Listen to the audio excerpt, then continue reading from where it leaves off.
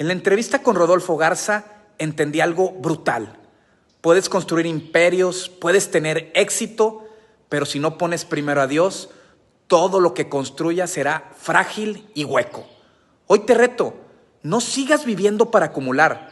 Detente, pregúntate, ¿de verdad sé para qué estoy aquí?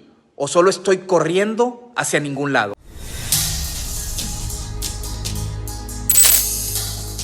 Buenas tardes y bienvenidos a nuestro podcast Líderes Ocultos. Y el día de hoy tenemos el honor de tener a mi pastor Rodolfo Garza, que para mí ha sido un ejemplo, un guía, más de 18, 19 años de conocernos. Él me casó y él me ha guiado en momentos buenos y momentos complicados de mi andar, y siempre agradecido y siempre aprendiendo mucho de ti todas las semanas, mi Rodolfo. Y gracias por tu tiempo y gracias por participar en este podcast, ¿no? Muchas gracias. Nomás como contexto, porque se me hace bien interesante que conozcan a Rodolfo. Rodolfo, antes de ser pastor, fue empresario. Y antes de ser empresario, fue ejecutivo de una empresa muy importante aquí de Nuevo León. Y es muy padre ver el proceso de cómo al final se va encontrando la espiritualidad en cualquier lado, ¿no? Y de eso se trata, que nos platiques un poco de tu testimonio, pero también que nos des tips a los que somos empresarios de cómo podemos vivir esta vida profesional y espiritual y equilibrarla. De acuerdo. La primera pregunta que te tengo y que me gustaría que nos contestes es: ¿cómo puede un empresario descubrir su propósito divino en un mundo tan acelerado y materialista y de conseguir y de conseguir y de conseguir? Bien, buena pregunta. Bueno, voy a hablar de lo que a mí me pasó, cómo sucedió. Creo yo que en el contexto de la vida, nada más sencillamente que te detengas un poco, en mi caso, y observar la realidad de la creación y el sentido de la familia y el mundo en el que estás viviendo, tienes que llegar tarde que temprano a preguntarte: ¿qué es esto? ¿De dónde vengo? ¿Qué estoy haciendo? ¿Y a dónde voy? Y a partir de ahí empiezan las preguntas que son profundas, existenciales, donde en el caso mío me detuve un poco a observar que no era solamente acumular o incrementar mis ventas o tener mayor influencia aquí o allá, sino que me detuve y traté de revisar el propósito, y eso me llevó a ese punto de empezar a darme cuenta que había algo más que todo esto, y ahí fue donde empecé yo a buscar un poco más a Dios. Tenía ya mis raíces, por decir así, de formación, ¿verdad?, en mi religión que tenía y todo lo que tú quieras, pero al final de cuentas llegué a un punto donde me dije: aquí tiene que haber algo más, y empecé a buscar algo más, ¿verdad? Y ahí fue donde empecé a incursionar en diferentes áreas, diferentes corrientes filosóficas, creencias y todo eso, pero era un hambre que empezó a nacer en mi corazón hasta que finalmente llegué al manantial. Excelente. Oye, y hablando de ese manantial, yo siempre digo, pues la gente está buscando este propósito divino. Todos nacemos buscando conectarnos a nuestra fuente. ¿Qué principios bíblicos crees que pueden aplicar la gente o los empresarios en sus negocios para empezar a vivir este propósito divino? ¿Qué 2, 3 principios le recomendarías a los empresarios? Bueno, una de las cosas, en el caso mío, yo quería hacer las cosas bien, quería ser justo con mis trabajadores, mis empleados, quería hacer las cosas en orden, quería vivir en paz, no quería hacer nada fuera de lugar, porque son las cosas morales que fuimos inculcados en la casa, en la familia. Pero había otros principios más profundos, más sólidos, que me ayudarían a la hora de empezar a leer la Biblia. Empecé a leer la Biblia, donde viene en Josué capítulo 1, donde dice: nunca se aparte este libro de la ley, sino que meditarás en él de día y de noche, y hacer todo lo que en él está escrito, para que te vaya bien y todo lo que hagas va a prosperar. Entonces, cuando esa escritura la empecé a analizar, me di cuenta que el fundamento de la palabra me podía ayudar si la ponía en práctica si le hacía caso, si meditaba en ella, si la tenía como parte de mi disciplina diaria. Entonces de ahí saqué lo que era necesario y empecé a darme cuenta que tenía que meditar en ella y hacer todo lo que en ella estaba escrito. Y entonces empecé a ver una prosperidad en todos los sentidos: mi familia, mi relación con mi esposa, con mis hijos, mi trabajo, mi negocio, mi empresa, mis compañeros de trabajo, los empleados. Empezó a cambiar mucho y hubo un enamoramiento. Empecé a darme cuenta que correspondían, de que les gustaba trabajar conmigo por la razón, por la forma de ser y tratar con ellos. Entonces me di cuenta que había una gracia en ese sentido. Ese es uno de los principales. O sea, tú eres el primer principio es: meditemos primero, conozcamos, entendamos esos principios que se pueden aplicar en nuestra vida, que están en la Biblia, pero a veces ni siquiera nos damos el tiempo. Sí. Como dijo José, primero medita, primero entiende antes de irte como borreguito a seguir las cosas, ¿no? Así es. Ese es el primer principio. Excelente. Oye, y algo que de repente los empresarios decimos es: pues traigo una vida bien ajetreada profesional. ¿Qué consejo les das para que puedan equilibrar su vida espiritual con su vida profesional? Prioridades. La palabra es prioridades. Sí. ¿Cuál es la prioridad? Y descubrí el principio de las prioridades, que una vez cuando ya conocí a Cristo como mi Señor, Él me ayudó mucho, el Espíritu Santo me ayudó a establecer las prioridades que no las tenía en orden. Por ejemplo, tenía la prioridad del trabajo, tenía la prioridad de según yo, mis hijos primero, prioridades que están bien hasta cierto punto, pero no estaban en el orden correcto que tenían que estar. Y empecé a descubrir que la prioridad número 1 es mi comunión con Dios, ¿verdad? ¿Por qué? Porque de Él viene la vida, todo el oxígeno que respiro, que lo puso Él, no lo puso el gobierno ni nadie.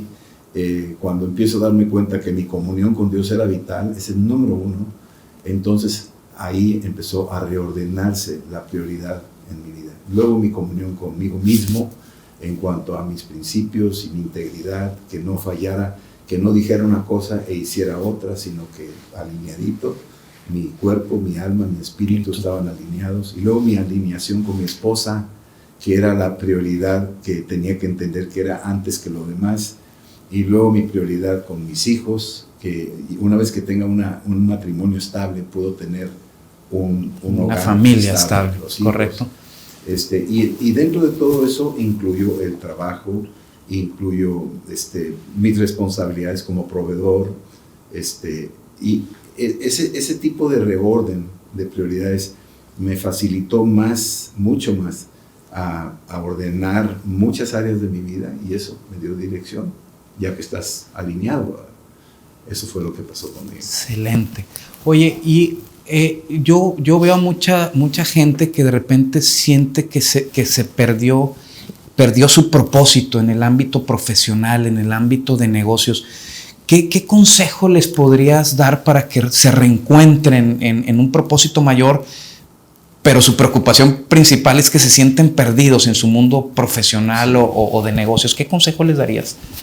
En mi caso, yo estudié ingeniería química, me especialicé en alimentos, entré en un ámbito de la industria alimenticia por un tiempo, y luego pasé a la industria metalúrgica con ILSA, y en cada nivel a donde iba yo llegando, pues iba descubriendo, y era muy, muy interesante porque había aumentos de sueldo, había más experiencias, había muchas cosas. Pero en el proceso, ya cuando uno quería llegar a más altos niveles, llegabas a un tipo de frustración donde decía: ¿y ese es todo el objetivo de la vida? De eso se trata, de hacer dinero, ampliar tus negocios. De tener, no del ser. Y me detuve, y ahí fue donde llegó una frustración, ¿verdad? Y yo creo que algunos pasan por ahí. Y esa frustración es sana, fíjate, hasta cierto punto, porque te obliga a detenerte. Hacer el alto en la vida. Exacto, y valorizar lo que estás haciendo y preguntarte, bueno, ¿qué es lo que vale para lo que sigue? Y entonces empecé a reordenar mis prioridades, mis metas, y aspiré entonces a algo más. Y yo sabía que había algo más. Entonces ya dejé la empresa en la que estaba, abrí un negocio muy, muy austero, muy pues, materiales para la construcción, ¿no? Así es, a eso me dediqué. Y poco a poco empecé desde abajo, me tiré abajo. Y es como los pajaritos cuando tienen alas, ¿no? Ya tienes alas, pero estás en el nido. Y tienes alas, pero no sabes que puedes volar.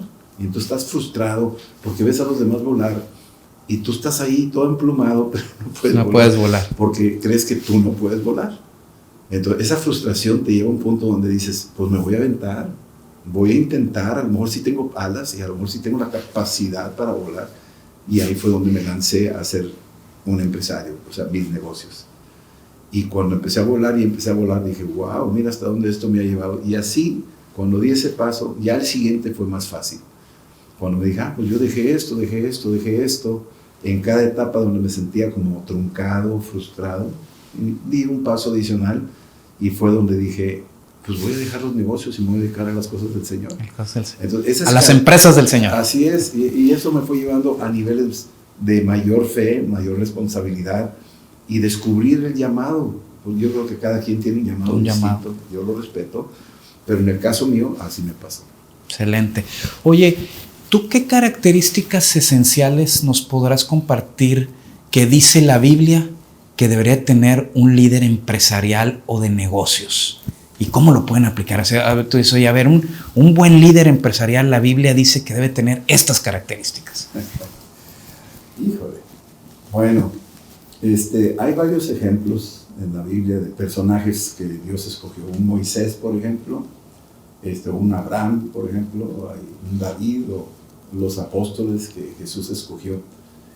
Algunos de los principios básicos que Dios, hay que darnos cuenta que Dios usa lo disponible, el que esté dispuesto, el que le haga caso, el que le obedezca, el que tiene un deseo. Y como decía Moisés, pues yo quién soy, yo no sé hablar bien, soy tartamudo, no sé. Soy muy viejo, tengo 80 años, pues para dónde, pero tenía un corazón para Eso es la característica, no es tener el corazón de amar a los demás, ¿no? Y de servir a los demás, ¿no?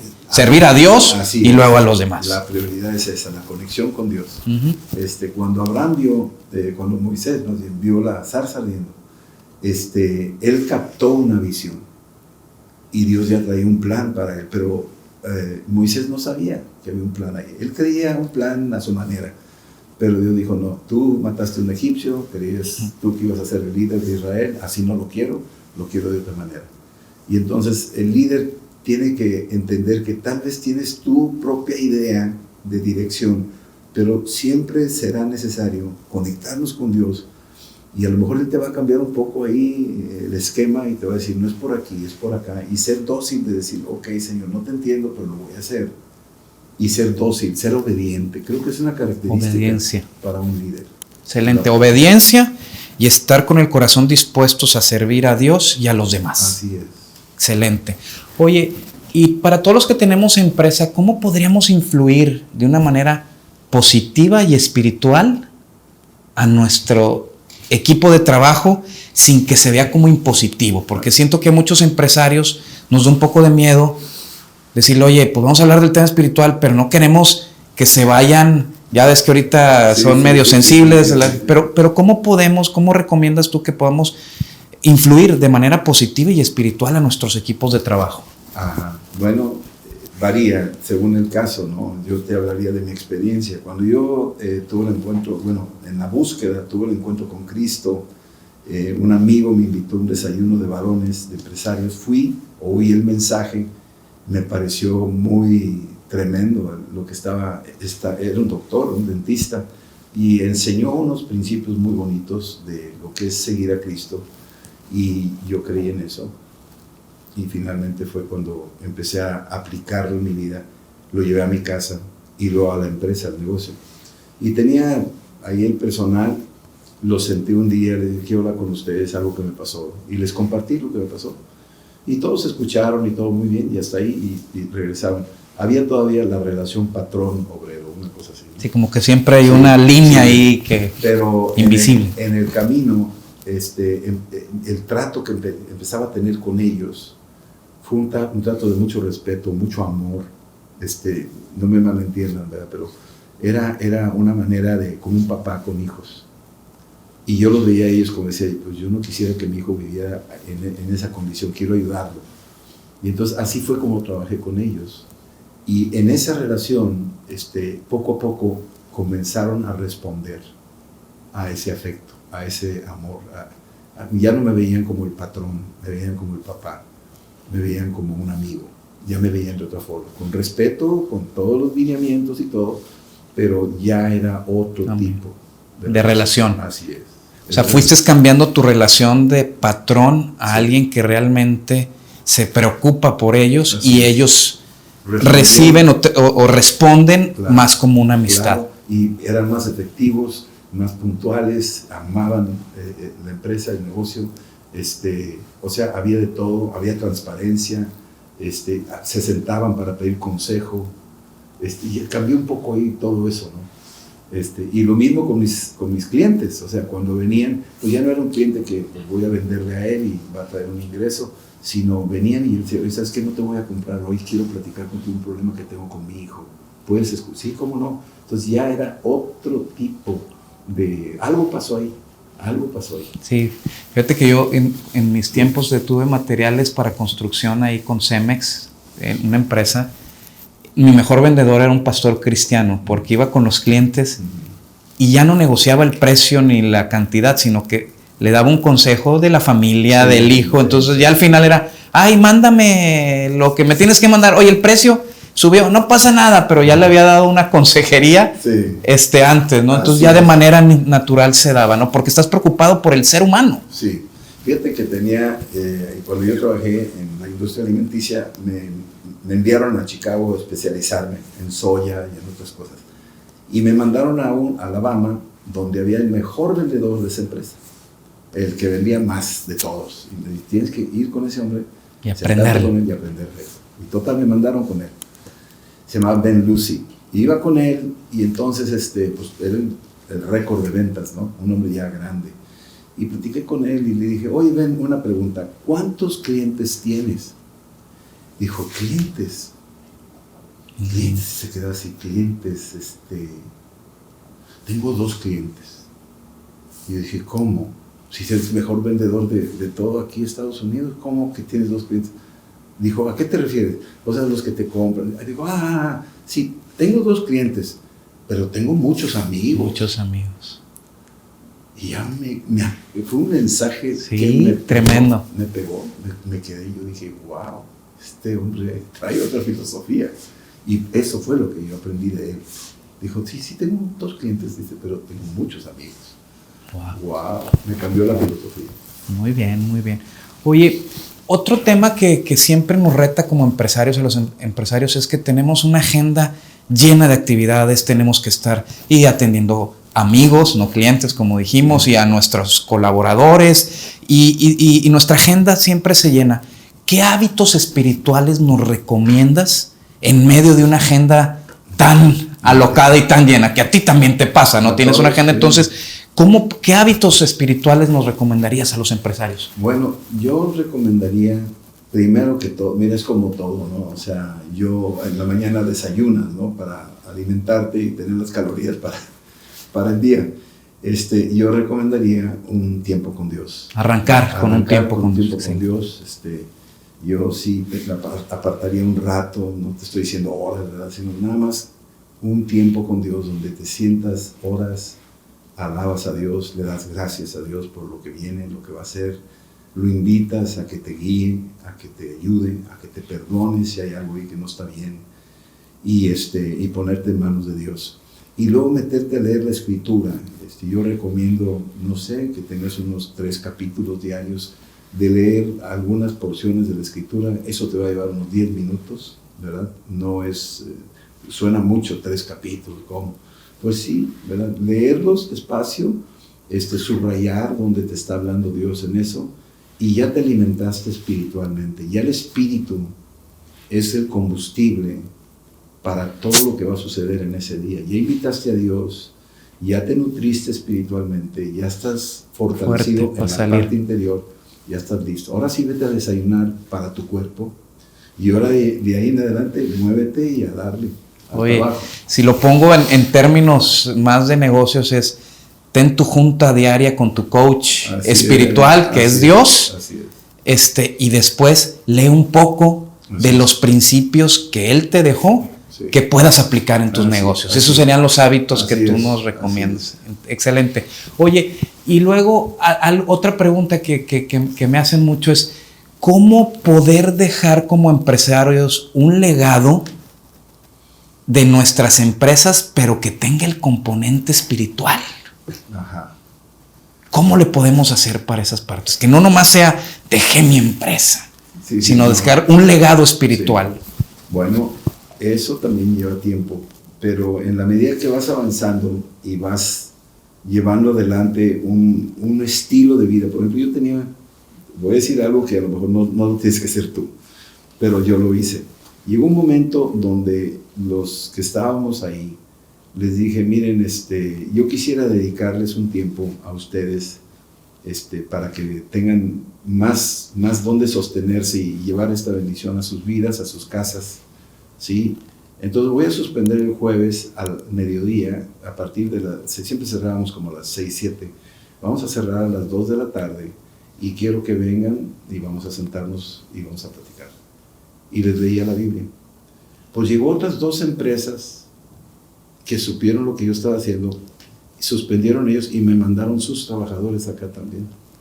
Entonces ya tenía un grupito regular ahí, es una iglesita con bultos de cemento alrededor. Sí, fue increíble la forma en que funcionó esto. Y lo hicieron porque empezaron a ver el cambio en los que estaban trabajando conmigo, empezaron a platicarle a los otros, oye, fíjate que allá hacemos esto. Y total, esos me hablaron y finalmente esa fue la forma en donde empezamos a espiritualizar. Cuando yo me retiro de las empresas, quedó un legado ahí entre ellos. ¿Qué es? Y siguieron ellos. Con su célula de oración ahí o con su reunión de oración semanal. Recientemente fui a Puebla, donde estaba los negocios míos, y cuando yo llegué a la congregación, llegó una señora y me saludó. Me dijo, hola, ¿cómo están ustedes, Rodolfo Garza? Y sí, fíjese, bueno, tal vez usted no me conoció a mí, pero Luis trabajó con usted varios años en su empresa, y Luis fue el que trajo el evangelio a nuestra casa, y nosotros nos convertimos. Ya murió Luis, dice, tal vez usted no sabía. Le dije, híjole, no sabía, no, pues ya murió. Pero nosotros seguimos ahora conectados con Cristo. Y siempre nos platicaba que usted hacía unas juntas y les platicaba y no sé qué. Y yo no le quiero agradecer porque por eso estamos aquí. Digo, por eso estamos en la iglesia, por eso nuestras vidas han cambiado, pero Luis fue el que nos ayudó con eso. Ese es el legado que yo estaba viendo ahí, la reproducción. Muy bien, qué padre, qué padre. Voy a hacerte unas preguntas que de repente son las que más para mí son tabús en el tema empresarial. Que me hacen, oye, ¿qué tan compatible es ser un cristiano auténtico y buscar también ser rico y exitoso? No hay conflicto absolutamente si tienes bien claras las prioridades. La clave aquí es que tengas claras tus prioridades. Dios prospera, la mano diligente, la mano laboriosa, Dios la bendice, dice la Biblia. O sea, creo que Dios no está peleado con eso. Abraham era riquísimo, dice la Biblia ahí, en Génesis 13. O sea, él tenía lo que necesitaba y no era nada descuidado, tenía organizada su empresa, tenía multitud de camellos y ganado y ovejas y todo eso, y hasta su sobrino Lot lo ayudó, y bueno, no hay conflicto en esa relación. Sí hay un riesgo, hay un peligro, porque le pasó a Lot el problema, no siguió el modelo de su tío, sino empezó a fijarse en los campos fértiles, la ambición lo empezó a distraer, lo empezó a llevar a la deriva, hasta que finalmente se metió, según él podía, no, yo lo controlo, no me va a afectar, y se mantenía muy afuera de la ciudad de Sodoma y Gomorra. Y se metió a Sodoma y Gomorra. Pero el magnetismo, la atracción de las riquezas, la fama, el poder, te empieza a jalar como si fuera una nave que está alrededor de la Tierra, y si no tiene los motores, la Tierra tiene su gravitación y lo va a jalar. Entonces siempre les digo, si tú no tienes los motores para manejar $1,000 millones, porque sabes que te va a costar la vida, tu familia, tu matrimonio, mejor maneja tal vez otra cantidad. 100 pesos. Sí, así, o sea, manéjalo de una manera prudente, que sabes que eso no te va a jalar, no te va a desviar de la prioridad, de lo más importante, de tu comunión con Dios.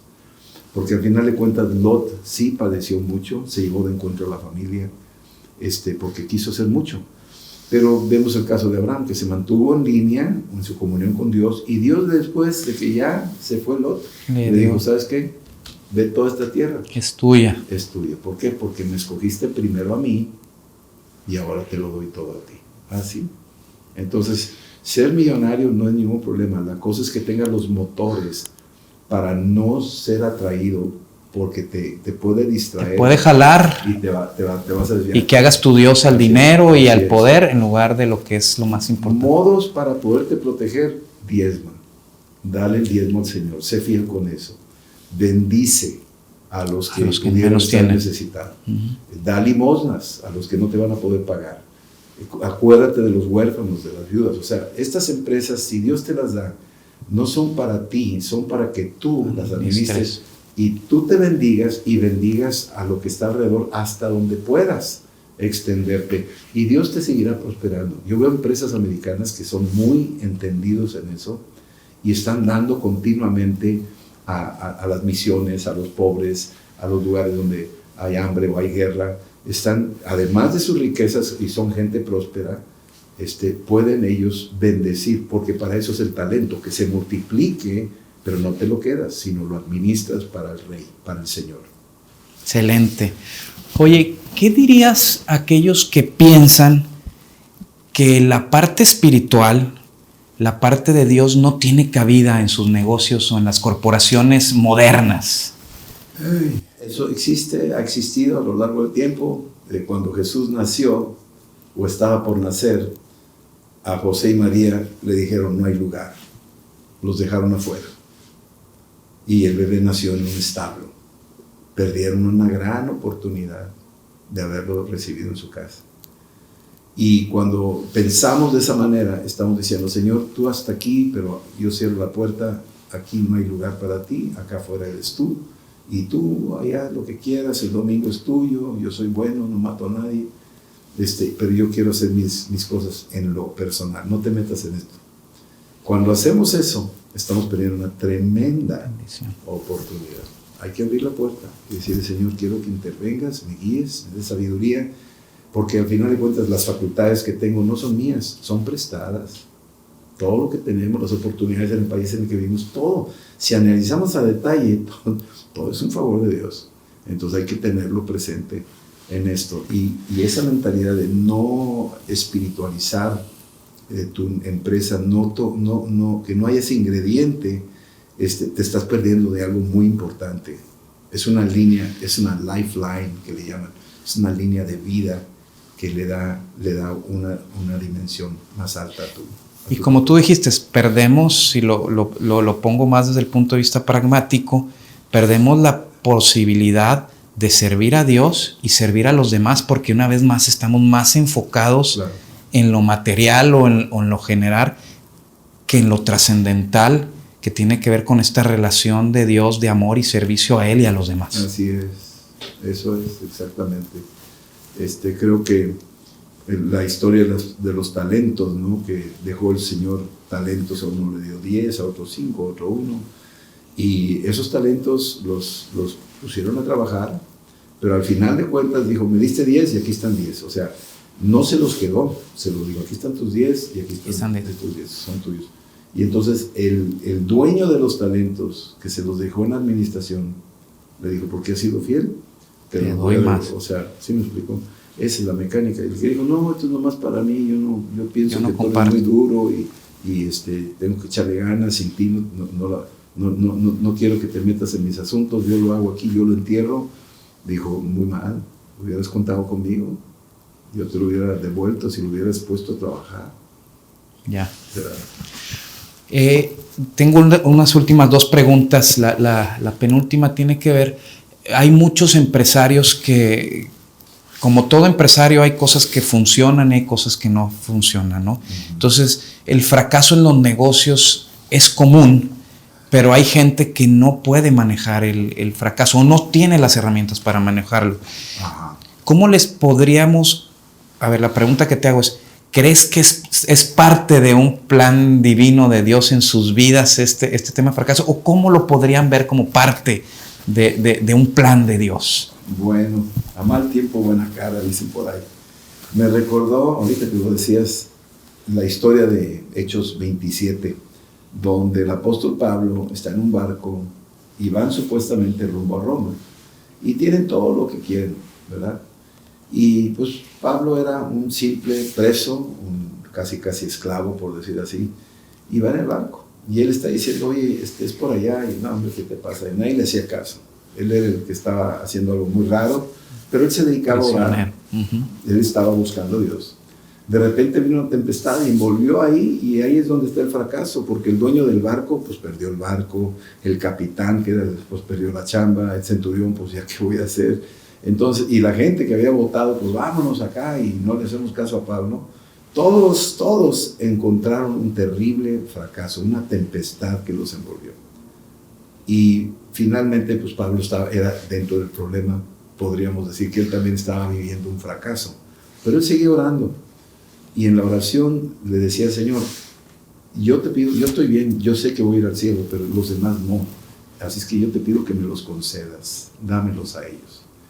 Y Dios oyó su oración, y entonces mandó un ángel y le dijo, ¿sabes qué? Dios ya oyó tu oración, todos te los va a dar, se va a perder el barco, o sea, va a haber un fracaso. Y así fue. Se perdió el barco, chocaron, llegaron a una isla que no sabía ni qué era, pero cuando llegó a la isla se llamaba la isla Malta, y cuando llegaron a esa isla, después de un terrible fracaso, parece que el fracaso continuaría, pero no, cuando llegaron a esa isla, era un plan de Dios. Así es que el fracaso puede convertirse en parte, de hecho lo es parte de un plan de Dios. La cruz es parte del plan. No más que hay que ser pacientes para ver el plan. Y poderlo entender y tener esperanza. Pablo tenía fe, tenía esperanza y veía más allá de la tempestad. Sí, los otros no, ellos veían la tempestad, veían las nubes. De hecho, las nubes les bloquearon las estrellas, la luna, el sol, todo eso para poder ver y orientarse. Ya no tenían orientación. Pero Pablo sí la tenía, porque él no veía las nubes y él no dependía de las estrellas, él dependía de Dios. De Dios. Excelente. Bueno, y la última pregunta que te tengo, Rodolfo, es, siempre les hago la misma pregunta a todos los que entrevisto. ¿Por qué crees que te elegí a ti como un líder oculto? Pues porque no tenías a quién más. Pues no sé, yo creo que nada más, tal vez Dios te está usando a ti y los que nos están viendo, a lo mejor algo de esto va a salir y yo espero que sea de bendición para tu vida, lo que estamos sacando aquí. Así es que creo que también hay un plan, hay una Malta esperándote de todo esto, ¿verdad? Sí. Fíjate que yo te considero un líder oculto. Tu testimonio, algo que yo platico con muchos empresarios y me dicen, es que ¿cómo puedo ser ejemplo de que soy, de que la fe cristiana es buena, que les conviene? Le digo, es con tu testimonio. O sea, no tienes que ni agarrarlos a bibliazos, ni estarles diciendo mil veces que hagan una oración, sino decir, tu testimonio habla de ti. Y creo que el testimonio tuyo habla de una persona que estudió una carrera no fácil. Un ingeniero químico, no cualquiera lo hace, y luego trabajó en empresas muy importantes en Monterrey. Luego tuvo su propia empresa y decide dejar su empresa para ir a servir a Dios y a los demás y en el mundo. Y te vas a Japón con tu familia y dejas todo y a veces no tenías ni qué comer.